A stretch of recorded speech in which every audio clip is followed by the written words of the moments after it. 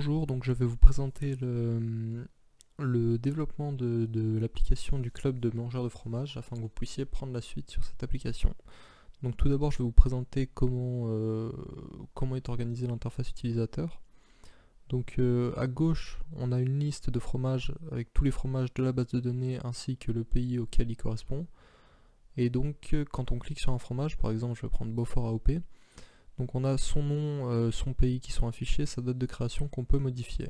L'image elle n'est pas encore disponible, il y a l'emplacement qui est déjà prêt à être utilisé.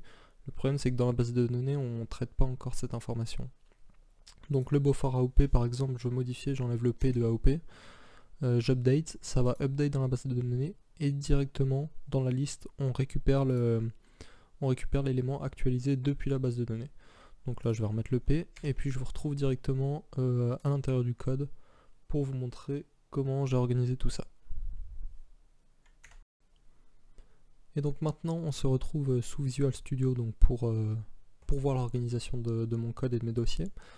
Donc l'application console fixture, donc c'est une application console et qui nous a servi au début pour prendre des CSV et les insérer dans la base de données. Donc on va pas s'attarder là-dessus, c'est pas ce qu'il y a de plus important. Ce qui va être important c'est surtout, donc là on arrive dans la couche modèle métier, ça va être notre bibliothèque de classes. Donc on va avoir les classes métiers, à savoir la classe fromage et la classe pays, donc qui vont nous servir à créer les objets fromage et pays. Et ensuite on aura le dossier modèle, donc où on aura notre déballe qui est où toute la relation base de données va se faire, et on aura des commandes s'il veut bien s'ouvrir. Il ne veut pas s'ouvrir, bah. Juste 2 secondes. Voilà, c'est bon, il s'est ouvert.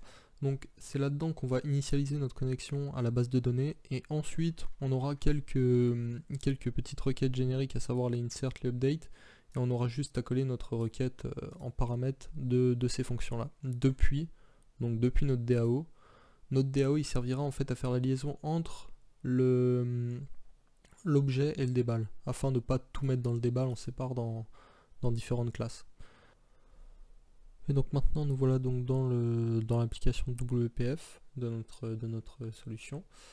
Donc c'est ici que ça va démarrer. Donc dans le fichier app XAML, au niveau du lancement de l'application, j'appelle la fonction app startup donc que j'ai créée dans mon fichier app XAML.cs.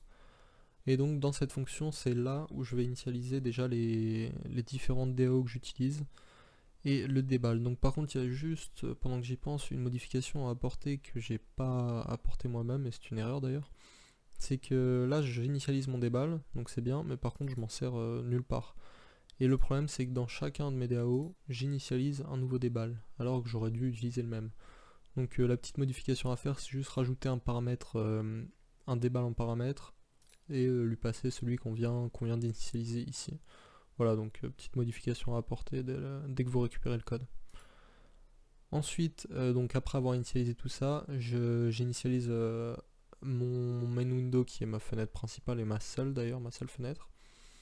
Et je lui passe en paramètre les 2 DAO que j'ai initialisés ici. Et ensuite, j'ouvre ma fenêtre.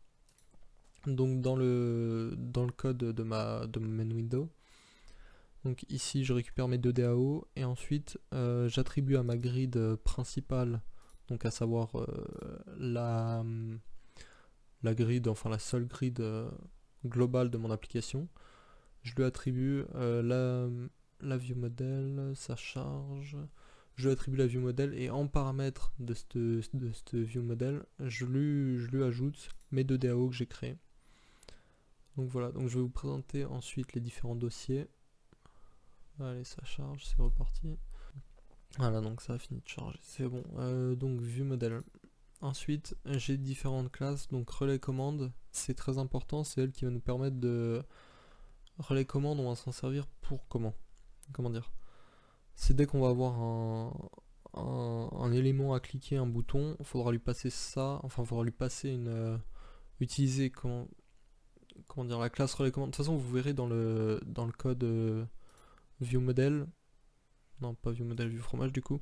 Dans le code view fromage, vous verrez qu'à chaque fois que j'initialise une commande, par exemple le bouton update que je vous ai montré au tout début de la vidéo, vous voyez que j'utilise ma classe relais commande. Donc voilà, vous verrez, vous vous apprivoiserez avec cette commande.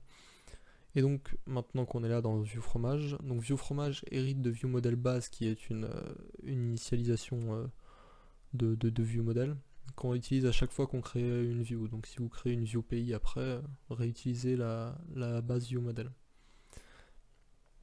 Donc voilà, donc on en hérite ici. Donc là-dedans, c'est là que vous allez trouver toutes les propriétés qui sont en relation avec la vue précédemment. Donc on va y appeler les différentes propriétés de cette classe. Donc voilà, je pense que j'ai fait le tour de l'application pour que vous puissiez facilement la prendre en main. Après je vais peut-être vous rajouter quand même 2-3 commentaires au niveau des fonctions pour bien que vous compreniez à quoi elles correspondent, histoire que vous ne soyez pas complètement perdu.